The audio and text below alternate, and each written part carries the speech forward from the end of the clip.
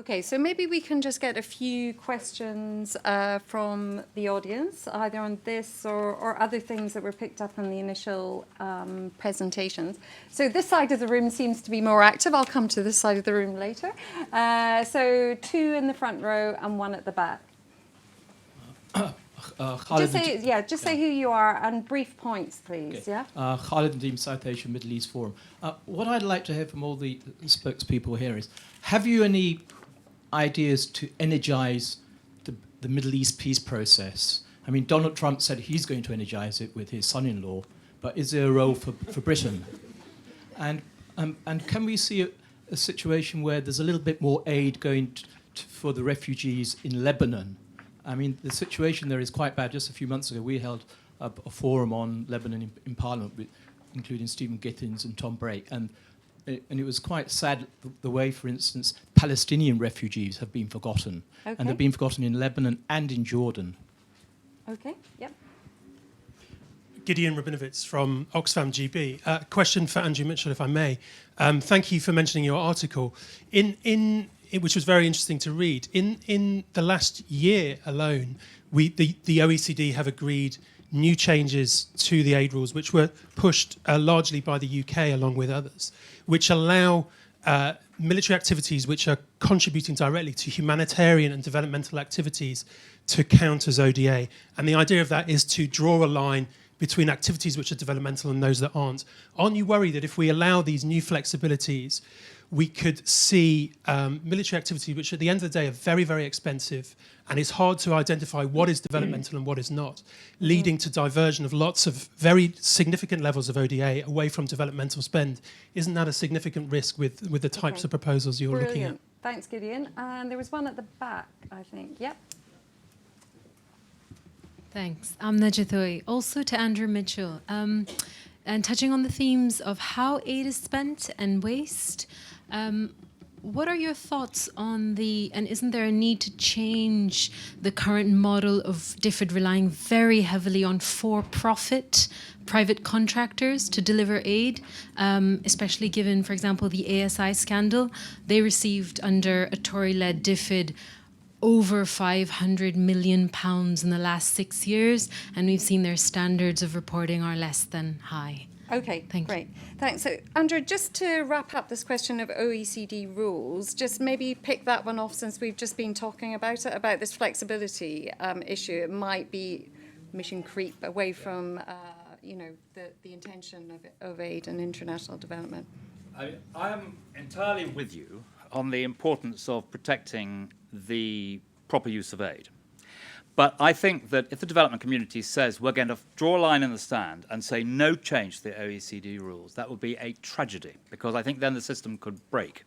And I think what we have to do is we have to get involved in working out what is a genuinely incremental development action which the military may take, which should come in part from the development budget. And I think that's a good debate where there's some very brilliant people in the development world who will be able to engage in that debate and make sure we get it right. I mean, I think I've tried to set this out in this article, but I think there's enough on that. So just picking up the other question directed at you on aid being spent, but not on the private sector, and also maybe, Ray, you can come in, because I know your manifesto also talks about the use of private contractors and DFID, yeah? Yes. I mean, the spend that DFID has, which is spent by other departments, should be subject to the same scrutiny. And actually, the current Secretary of State said that it isn't good enough for the Foreign Office, for example, to spend money on looking at the mating habits of the flatfish in Madagascar, because they choose for foreign policy reasons to do that. And then when the press quite rightly go after them, they say it's nothing to do with us, it's to do with DFID. That is not correct. And the current Secretary of State said that she would name and shame other departments that do that. We have to make sure there's the same level of scrutiny over aid that is spent by other departments as is spent by DFID. That's why the ICAI, much to the irritation of other departments... I'll come to that. So that's why the ICAI looks at all expenditure, not just expenditure from DFID. It looks at expenditure, the other 25% by other departments. Now, I think that actually the contractors have had a pretty raw deal, because what has happened here is this.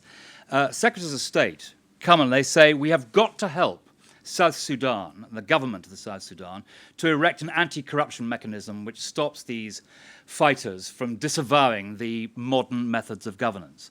And so the DFID says, well, we haven't got the people to do it. We'll have to put out a contract. So what happens then is DFID puts out a contract and people bid.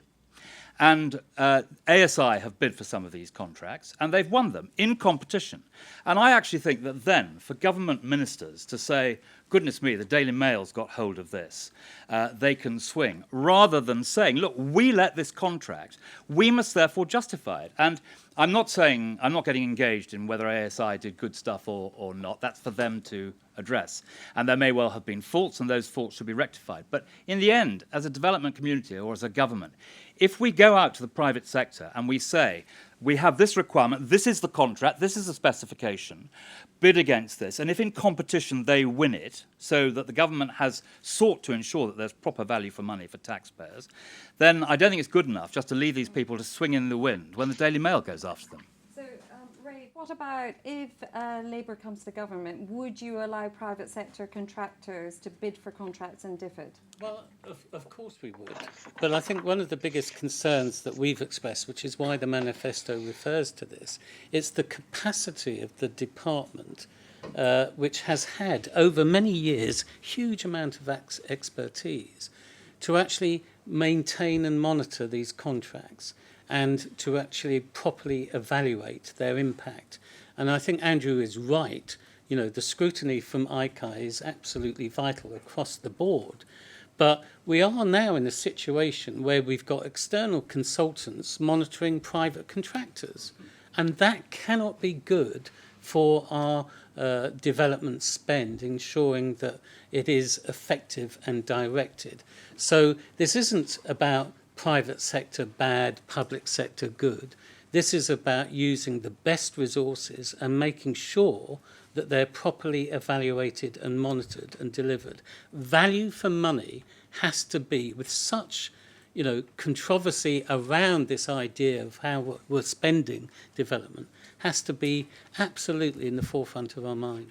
So let's swing into the question about aid for refugees in Lebanon, levels of sufficiency there, and also that other small question of any ideas to reinvigorate the Middle East peace process.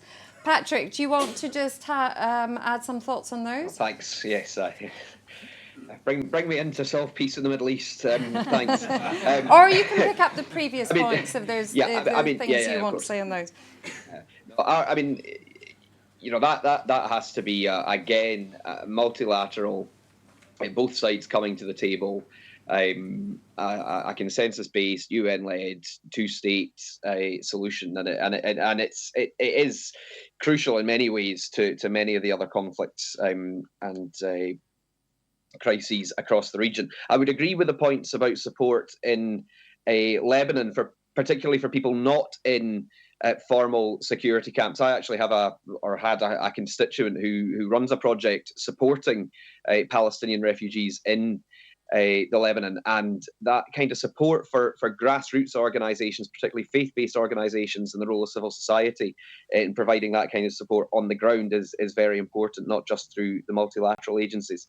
I thought the point that Gideon raised from Oxfam was very important. The government has a habit, the UK government has had a habit of double counting money that it's spending towards the 0.7% target, also towards its 2% NATO commitment. And now there may be times within the OECD rules where that is technically permitted, but I think when the government champions the fact that it's meeting these two targets, most people don't think that kind of double counting is going ahead. And in fact, frankly, it was a surprise to members. Some of Andrew's colleagues on the Defence Select Committee were quite surprised to find that was happening.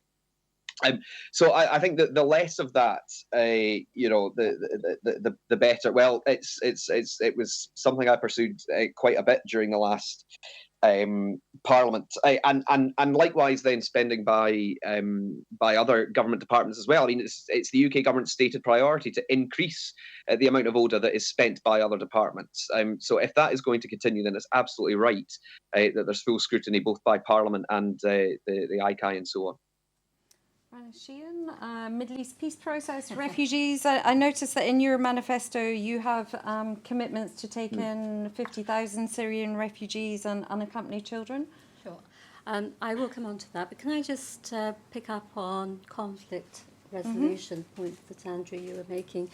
And I think it's really important that before we talk about conflict resolution, we put the two sides of the same coin together, and that's arms proliferation. We have a government who's happy to sell arms to Saudi Arabia, a repressive regime, and its record in Yemen, where it is using the arms that we have sold it to bomb civilians there and creating huge humanitarian disaster, is really reprehensible. We need a policy that's going to outlaw the sale of arms to regimes like Saudi Arabia and on the Foreign Office's list. And so I think that's the first thing to say. The Middle East. I mean, I don't have a solution, I'm sorry, Khalid, to the Middle East. I wish I did. I think it is the root of so many of the problems that we face today that emanate from the region. But what I will say is that the violence between Israeli and Palestinians must stop. Israel must stop building settlements. I think without that, we aren't going to be able to move forward. They are illegal. Every country has recognized them as illegal, and yet we continue to buy products from the settlements. Is that right? Is that wrong? You make up your own mind. I think the humanitarian treatment of Palestinians, I was in Palestine in February actually, I thought I was pretty well informed about the issues until I went there and saw for myself the scale of the ritual humiliation that civilians are subjected to. And I just think that that is something that needs, that's where the little bit that I can do in my position is like where I'd like to focus on, is trying to alleviate some of those daily hardships that Palestinians face.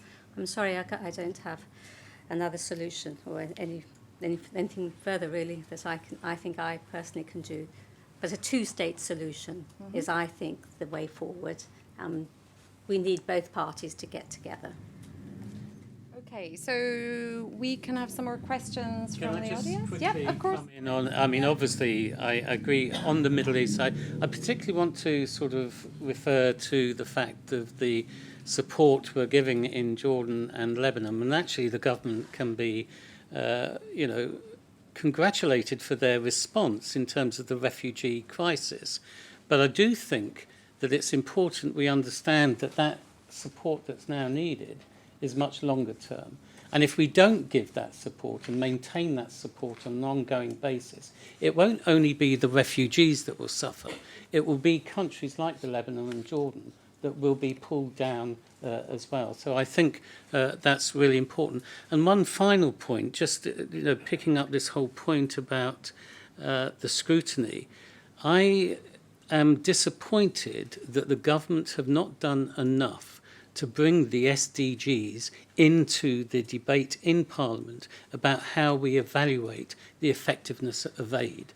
I think if we were to do that, then there would be a better understanding of those principles of not leaving anyone behind and also the universality of them. And good governance and peace are absolutely vital elements to delivering development.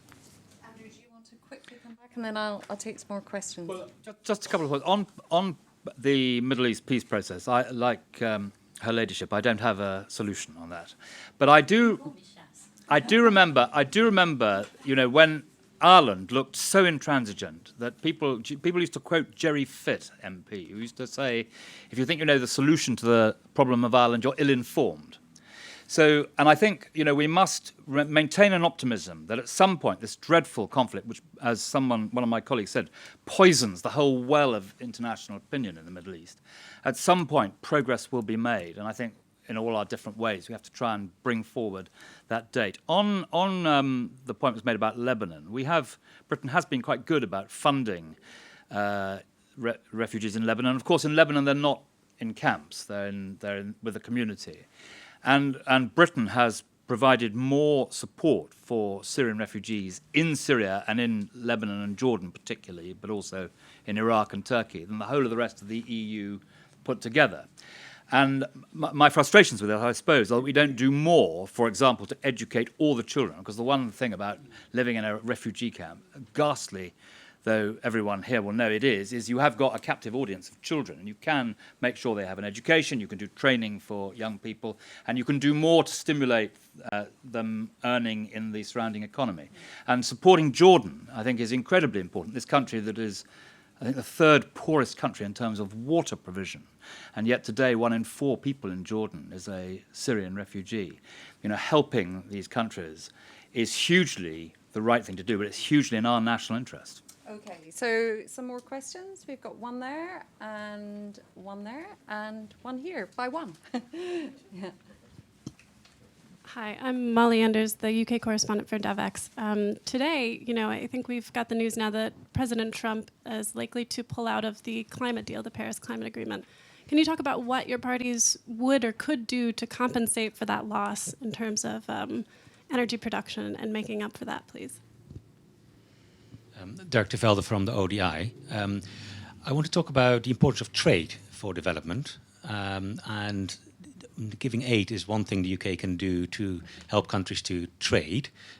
So, for example, aid for trade is an important component of aid, reducing trade costs in developing countries, which is good for the countries in Africa and other countries. But another thing that the UK can do is to provide access to trade for the poorest countries, so access in the UK. And if and when the UK is leaving the EU, then the UK will need to think about trade access and providing trade access. Now, the manifestos at the moment do not all guarantee duty-free, quota-free access to least developed countries and small and vulnerable economies. Maybe you now have the chance to clarify your manifestos and basically to say whether you would be willing to provide duty-free, quota-free access to at least the poorest countries, Yep. and Thanks. perhaps the vulnerable countries as well. Yeah, that's great. Can we have a... Yep. Amanda Kay from the One Campaign. My question is mainly for Andrew Mitchell, but I'd also be interested in what everyone else has to say. On your article that you wrote that was today, I thought that something that was potentially missing was consideration of international humanitarian law and humanitarian principles, particularly those of neutrality and impartiality. How do you think the military can maintain international humanitarian law and the principles in these situations, especially when we also provide arms and personnel to a particular side in many of these conflicts? Just to add to that quickly, it's not just the morality, it's also about ensuring the safety of aid workers. Their safety depends on perceived neutrality and impartiality, and humanitarian corridors for emergency aid are opened up because of this. Thanks. Okay, great. So, Ray Collins, maybe just on the trade issue, first of all, because your manifesto, you do actually mention least developed countries in relation to trade. Yes, I was going to say that. I thought you were saying we didn't mention it, but I mean... That's all. That will become evidence. Right. But, I mean, one of the concerns I have in terms of... I mean, I have many concerns over the way the Brexit negotiations will be, is this idea of free trade being simply the panacea for, the solution for everything. And of course, free trade has lifted people, countries, has developed economies and lifted people out of poverty. I accept that. But one of the problems, and we've experienced it with the EPAs and the European Union's negotiated agreements, is that African countries themselves fear access to their markets will undermine the development of their capability to trade. And that's why I think we still need to assert very strongly that these countries need more than simply free trade agreements, which you seem to hear from other politicians, that we do need to actually protect and develop It's not simply saying we're going to send all our goods into our country and you can send them to us. Africa is unique in those circumstances. And I think as we move forward in Brexit, we need to be very clear about that. Can I just say on the humanitarian law aspect, I think one of the problems, and we've raised this in Parliament, is that, you know, when there is evidence, this government seems to be unable to act. And I think that's one of the concerns. It's that UN gathering evidence and we don't say that it's clear. In fact, we say it's the responsibility of the government itself to gather the evidence. And there's in relation to what governments Yemen. are you talking about? Yemen, Yemen in particular, where there, you know, has been very clear allegations of breaches of humanitarian law by all sides, absolutely. But they're not using, all sides are not using British weapons. Okay, so Shashian, on the trade issue, important to guarantee preferences for the developing world from a Lib Dem perspective? Yes, of course it is. And but what I really want to expand on here really about trade is that when we leave the EU, the government is going to be working extremely hard to create new trade deals and develop new markets, and all the indications is that the Commonwealth is going to be well in their sights. They already have good relationships with heads of governments, etc., and historically. So what's going to be really important is that we put in place that the government recognises that these are often fragile states, often poor rural communities, and, for example, trade on wood and timber. The Commonwealth countries have a fifth of the world's forests within them. That's 810 million hectares, and those forests provide livelihoods for the rural poor in those countries. And so any trade deal has to take account of that and to make sure that it's done in a sustainable way. And protecting the natural environment in developing countries is really going to be, I think, of fundamental importance. And I would have liked, I'm sorry, Andrew, to keep, I feel as I'm always attacking you. I know it's not you, but I do wish the Conservative Party... I'm not feeling terribly attacked. So. You're not? Okay, all right, that's fine. That's good. Well, I do wish that your government, or the Conservative Party, in their manifesto, had not omitted the ivory ban that was in the previous one. I think that's a real shame. Okay, so just before we come to Andrew, Patrick, in your manifesto, you do actually talk about trade agreements, but in the context of prioritising poverty reduction? Yes, I mean, we've said, you know, we will urge the UK government to develop a trade and development policy that outlines how the UK will support development as part of its trade with developing countries. And we go on to talk about commitments the Scottish Government has already made to considering human rights implications in terms of engagement with other countries and businesses, and are working with Amnesty International to put some of those commitments into practice. There's an opportunity now with, or one of the opportunities, if there is to be new trade negotiations, to engage early doors with developing countries, because the terms could potentially be a little bit quicker, a little bit easier to negotiate, and precisely to put these opportunities at the heart of those negotiations. And to that extent, I would agree with what we've heard from the Labour and Lib Dem spokespeople so far. On the other points, and it ties in precisely to this point about climate change as well, that these deals should be climate friendly. I mean, if Trump pulls out of Paris and the final announcement hasn't yet been made, I think first of all we need to remember that lots of the individual states in America are remaining committed to those targets, and that's important. But it does mean that other countries need to continue to step up, and the Scottish Government is committed to, and we have indeed met 100% of our electricity use by renewable energy development. We were quite concerned about the removal of some of the subsidies for a carbon, renewable energy resources and generation under the last 2 years of the Conservative government. The point about a humanitarian law, I would agree as well with the responses that have already been made. It's absolutely vital that that's properly respected.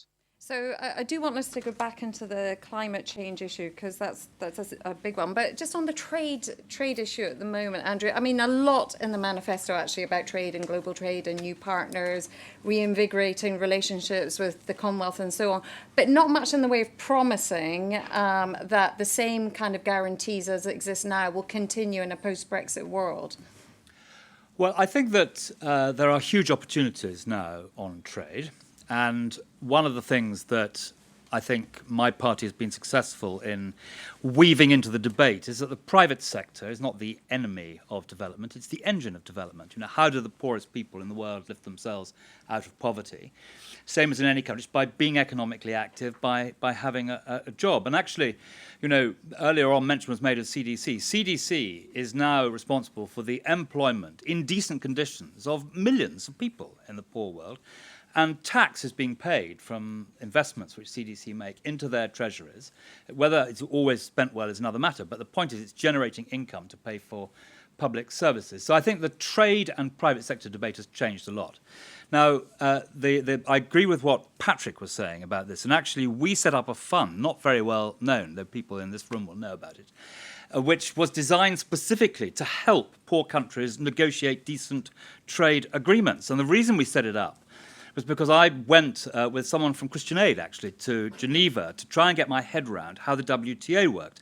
And what I saw there was that the American delegation had hundreds of lawyers, accountants, brilliant people to argue their point of view. But one African country had one lady with a typewriter to do it. And I thought this was very unequal match of arms, and it was therefore essential that we tried to help countries to negotiate good trade deals, because of course a good trade deal is not an unequal one, it's one where both sides are happy. And I hope you will accept that that is testament to the government's good intentions, not on negotiating trade deals which are purely for Britain's advantage, but negotiating decent trade deals which, as we well know, enrich everyone, rich and poor alike. So just before we go on to the climate change, I just wondered, Dirk, are you reassured by what you've heard? What is your snap take on that? I mean, to some extent. I think it's important to think about trade, but what I cannot understand is why all the parties now cannot say that after the event of Brexit, we will guarantee duty-free, quota-free access to the poorest countries. Okay. As a starting point, and then you can then build on that. You can then go into the trade and services. You can think around agreements there. You can think about other countries. Yep. But as a starting point, I think that's. Can you do that as a starting point? I think we've been neuralgic about conceding points. But I mean, you know, if you're asking me, I would have thought that'd be one of the first things we would do. Okay, great. So I don't want to lose the climate change piece because it is very important. Ray, on climate change, where is your party on this and pursuing the Paris Agreement? It's in the manifesto and our commitment to it. And I think one of the things about climate change is that, you know, the evidence is there every day, and the increase in the humanitarian, you know, they're not all man-made, they're not all wars in terms of the crises that we see. And, you know, it's the evidence that climate change is affecting countries is there. And one of the things that we have not only do we have a responsibility to ensure that we meet and maintain those targets, and I agree with Patrick, but we also have a responsibility to support those countries to mitigate against the worst aspects of it. Flooding and other humanitarian crises, there are mechanisms now, the Sendai Agreement and things like that we can put in place. We have the knowledge and the ability, particularly in DFID, to address these issues. And I don't want that to be forgotten in this debate. And there is also a sense that if Trump does formally announce in the next few days that the US will pull out of the Paris Agreement, that is not the end of the Paris Accord. If anything, it should reinvigorate the rest of the international community to maintain that agenda even more strongly. Shashian, on climate change? Yes, climate change is one of the major challenges facing the developing world. Climate change is an issue about water, either too little water, when you have desertification, which causes the famines that we're seeing in East Africa, or too much water. We have the issue of flooding and mudslides. So it's working to mitigate those effects and try and build resilience up front into the communities that we know are going to be affected. To put in place emergency response and training for local emergency response, preventive measures in terms of access to health.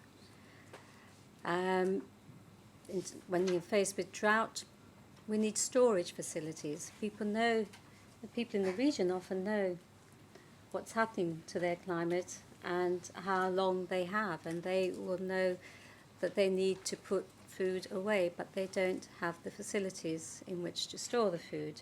So those are things that we can help with, and I think that's what we have to do in terms of climate change. I agree with Ray here that it isn't the end of the Paris Accord by any means if America doesn't sign up. I think the world is prepared for the worst that Trump can do, and I think they will just laugh at him and just get on with it. In any case, very much like the response to him that we saw at the G7 this weekend. Nobody is going to take him terribly seriously, and they will just continue in any case to do what they want to do. But I think what we must do is to really work with the developing countries and build in those build in that element of resilience so that people can cope with the tragedy when it. So, Patrick, I just wanted to bring you back in. You talked about the staunch support by the SNP for action on climate change, but there's also staunch support in your manifesto for the oil and gas industry. Don't those two things cut across each other? Well, no, they don't have to. The Scottish Government has been incredibly strong in promoting renewable energy. The developments that have gone on up in the North Coast in terms of wave power development. As I say, we met 100% of our renewable of our energy needs in recent years from renewable energy. But oil and gas continues to be an important sector, not just for Scotland, but the UK as a whole. But we are on a track to continue to reduce our carbon emissions, and we have some of the most, and have met some of the most ambitious carbon reduction targets anywhere in the world. Okay, Andrew Mitchell, on climate change, but also picking up this point in Yemen, actually, because interestingly, I think in the other party manifestos, there's a clear call for stopping trade with arms sales to Saudi Arabia. That's not on the Conservative manifesto. Why is that?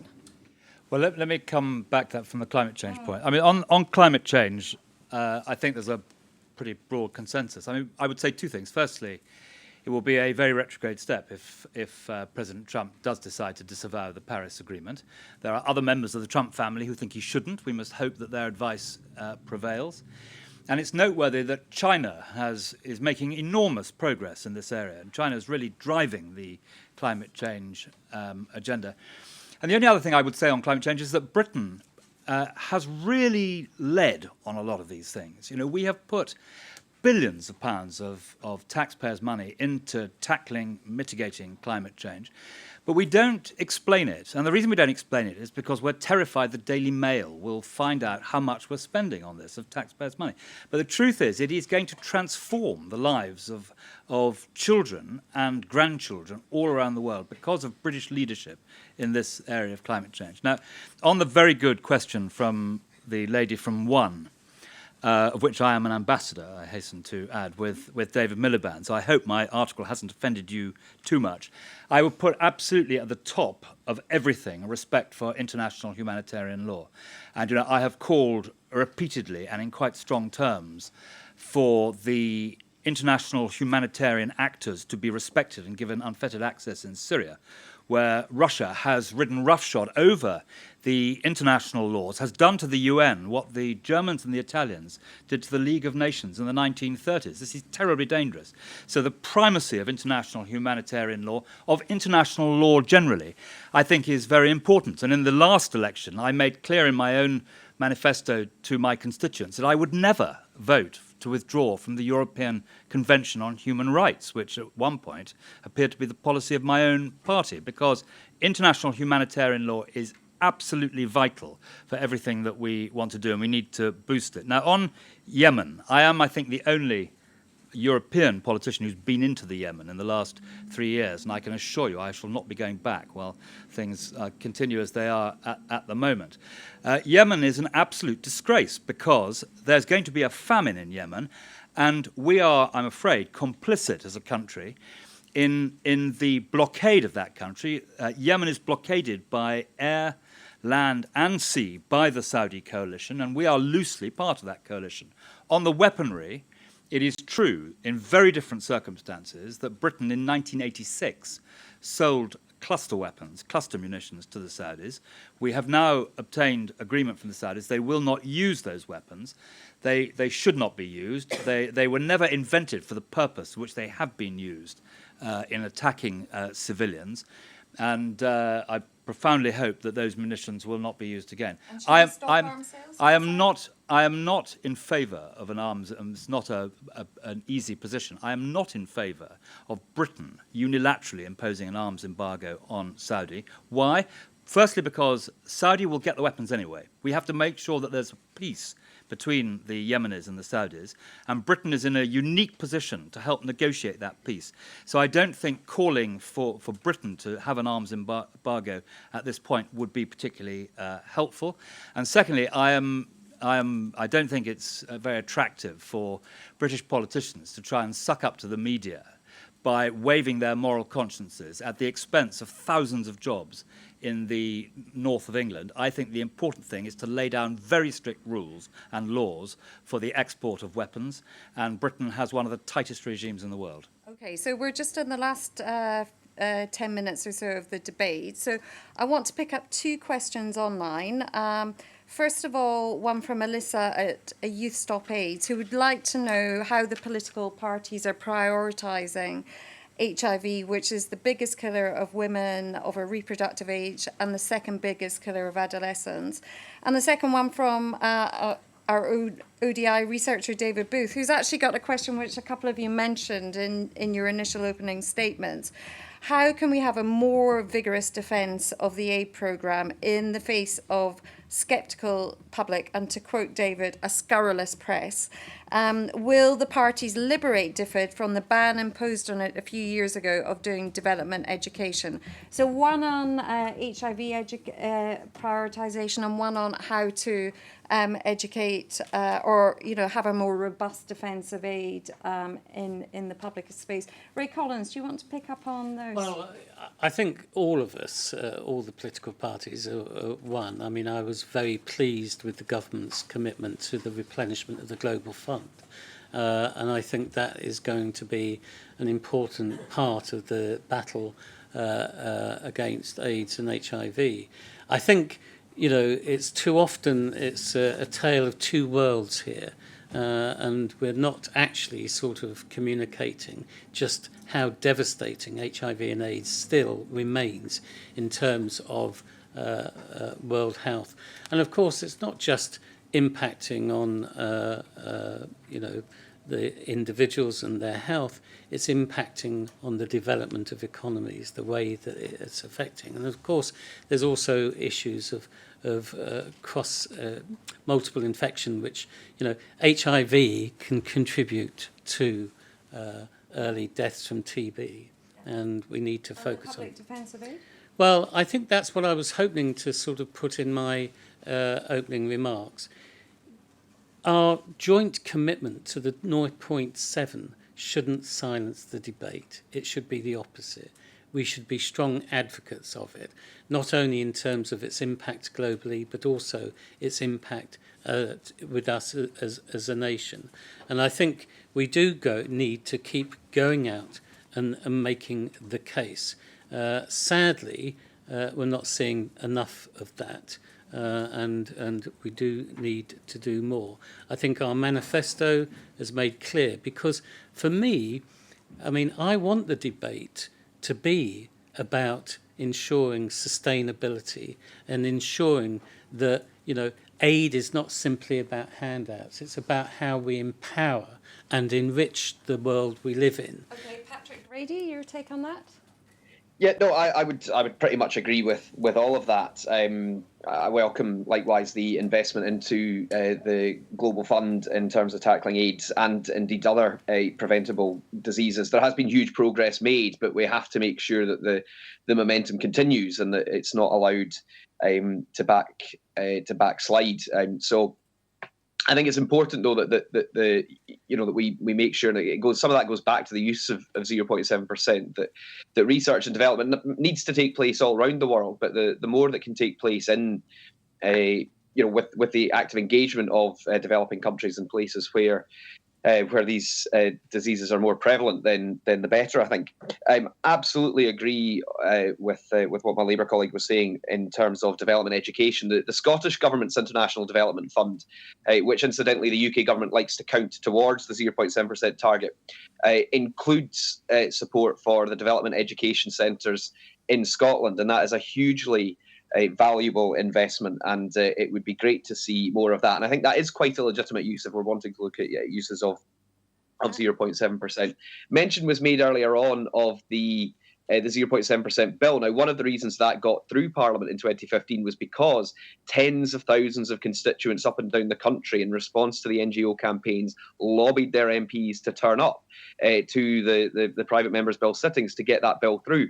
Those people must still exist. So we all, as politicians and as the NGO community, need to make sure that we're engaging with them. At the start of this campaign, Rowan Williams and Bill Gates were deployed quite effectively, I think, to remind the bishop's daughter, the vicar's daughter, the Prime Minister, of the moral case for 0.7%. But we all have a duty, I think, to make sure that we're communicating the real benefits of aid. So, Andrew Mitchell, how do you see off the Daily Mail and also this point of the prioritisation of HIV? Okay, on HIV, I think we're all in agreement. I mean, the battle against HIV has been very well prosecuted. The Global Fund, which importantly Britain was part of the team that sorted out the Global Fund, because there were problems in the Global Fund, which meant that we could then provide very large amounts of taxpayers' money to take that forward. Dr. Tedros, who was part of the turnaround of the Global Fund, now going to be the head of the World Health Organization, an absolutely first-class, excellent choice. And if he can do for the WHO what he did for the Ethiopian health system, that would be a great thing. On the attack on development, I mean, it's for all of you to get involved as well. I set up the ICAI because I argued that Britain is absolutely brilliant at development, and our leadership around the world is deeply respected. And we should have the self-confidence that when we take the plaudits, we do so quite happily, and when we get it wrong, we put up our hands and we put it right. And that's what the ICAI is about. It's the independent evaluation of aid. And I think that it's an extraordinary thing that Britain's leadership and involvement and engagement in elevating the social condition of people who live in desperate poverty around the world is lauded and respected everywhere, apart from in parts of Britain. And I think that we need to do a lot about that. I must just say, because it's been mentioned, that the treatment of what was called the Ethiopian Spice Girls was an absolute and total disgrace. This was a private sector project which the British taxpayer supported on the basis that we were supporting the private sector and getting a great deal more bang for our buck by supporting it. And it was a travesty. It should have been much more defended. And shame on those British media organisations which bullied ministers into stopping it, because it was a great project. And it's made a huge difference to the life of girls in Ethiopia And there's one other thing you want to say. No, we're running out of time. So you can You're save letting that me off for your. You're letting me off the hook on you the can- domestic education You point. can save that for your. There's a moment in your closing statement that you can make that point. Shashian. Excellent. I agree with everything that's been said about the fantastic work the Global Fund has been doing, HIV, malaria, and TB, and I think all parties have really championed putting more money into research and development of new drugs to fight against the drug resistance for, strains that we're seeing emerging. The only thing I would say is that I think it is only the Liberal Democrats who want to license PrEP throughout the UK, and we hope to take that internationally as well. I mean, I think that is going to be really important. To me, it is about prevention, and that's where we really ought to be putting as much resource behind as possible. And just one thought on this public support for aid. I mentioned it in my opening speech. It has to be the good news. Let's get out there and tell the good news. I understand there's some good news coming on malaria. Sri Lanka may well soon be free of malaria. Now, that is a first, and that is a story that we should shout about to the rafters. I think we have seen the power of social media ads during this election campaign. I've been amazed at where they've been popping up. And so let's use social media if the press won't do it for us. So just as a wrap up, you now all have 2 minutes just to finish with your key points and finish off your pitches to our room of likely voters here. And we're going in reverse order this time, so it'll be Patrick Grady, Andrew Mitchell, Ray Collins, then Shaz Sheehan. So Patrick, do you want to kick off with your closing statement? We do have our bell going again. Yeah, that's fine. 2 minutes. 2 minutes.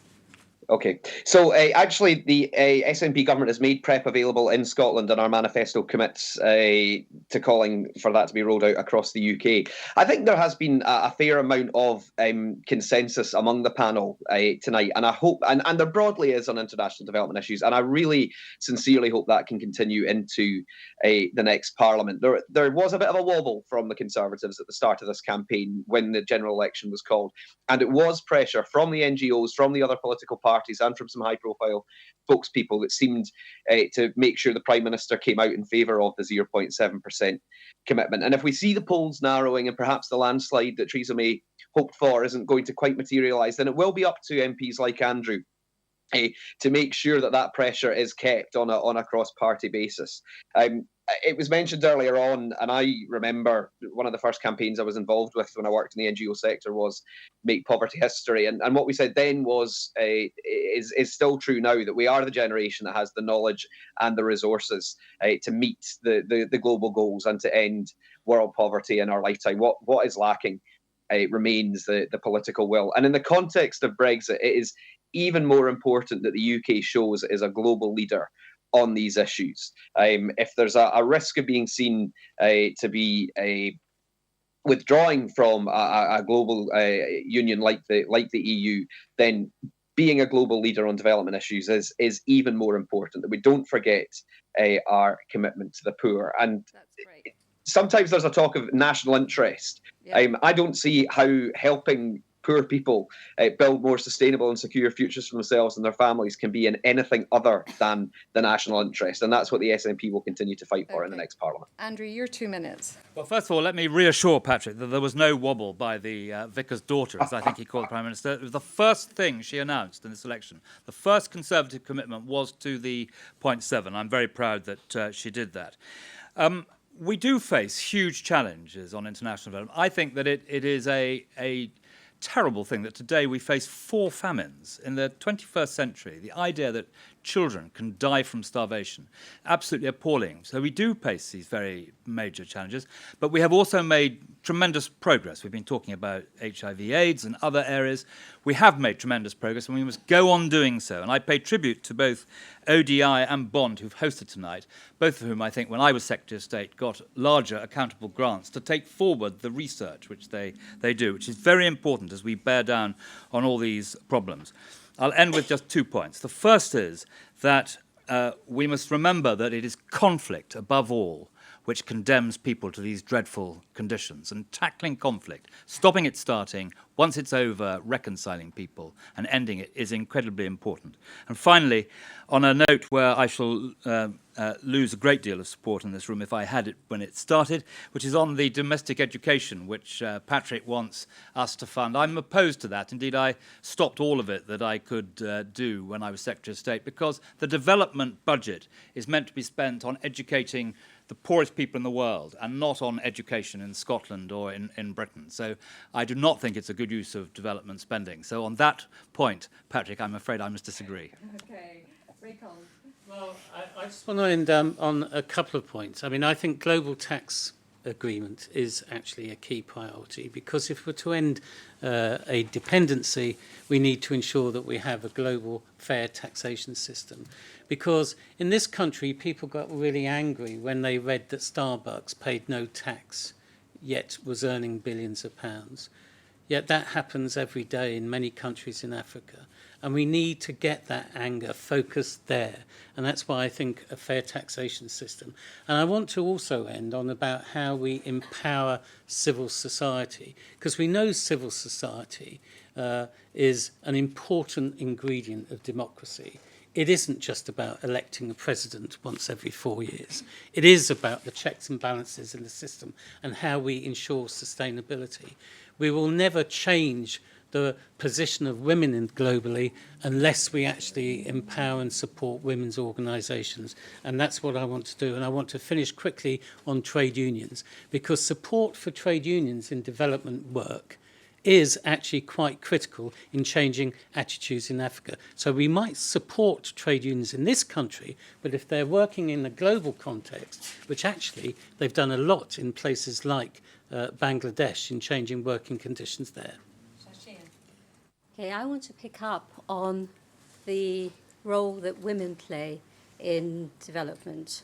And I think it's well documented, reams and reams of research, that the empowerment, the economic empowerment of women is really the key to achieving what I think is one of the is the most important of the Sustainable Development Goals, and that is to leave no one behind. Because it's when women are in charge of the finances of the household that we see children looked after well, that we see the elderly looked after well, and that we see vulnerable, disabled people looked after well. So I think that is really key, key really to obtaining those goals that we are all seeking.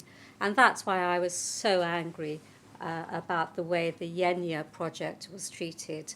The Ethiopian Spice Girls, as they were dubbed, had a phenomenal reach into Ethiopia, in all the communities in Ethiopia. Okay, so you're just at the limit of your 2 minutes. Okay, so what I'd say is that popular culture is fantastic. It was an innovative project, and that innovation is something that DFID is well known for and shows leadership in, and I think that leadership is well respected, and we need that reach of soft power and innovative thinking if we're going to move the agenda forward. Brilliant. Thank you very much all for your thoughts. Now I'm going to hand over to Tamsin Barton, Chief Exec of Bond, to close us out with a few of her thoughts about what she's heard here tonight. Thanks very much, Isabel. And thanks to everybody who's come for attending. It's great to have a full house. I think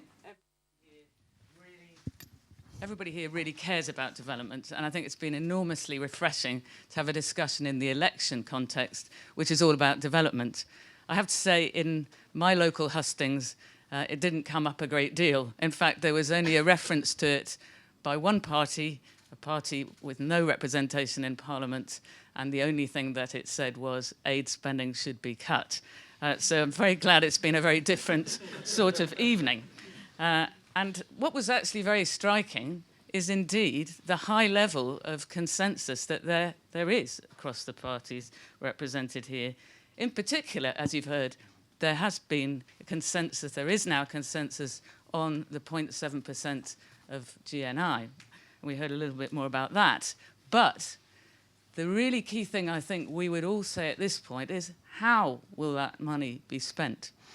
And I can't possibly summarise the incredibly rich debate that we've had and the brilliant remarks of the speakers and that commitment that shines through from all of them to the cause. So I'm just going to pick up one thing that they each said about one issue of the moment, which is exactly how it's spent, which is what sounds like the technical debate on the aid rules, if I may, because I think it was quite an interesting gloss on what you can see in the very excellent ODI pamphlet, which I'd suggest you all look at to compare the parties' views. So what you heard this evening from Baroness Sheehan on this point was that the Liberal Democrats would be against any change in the OECD rules which would reduce the pro-poor focus.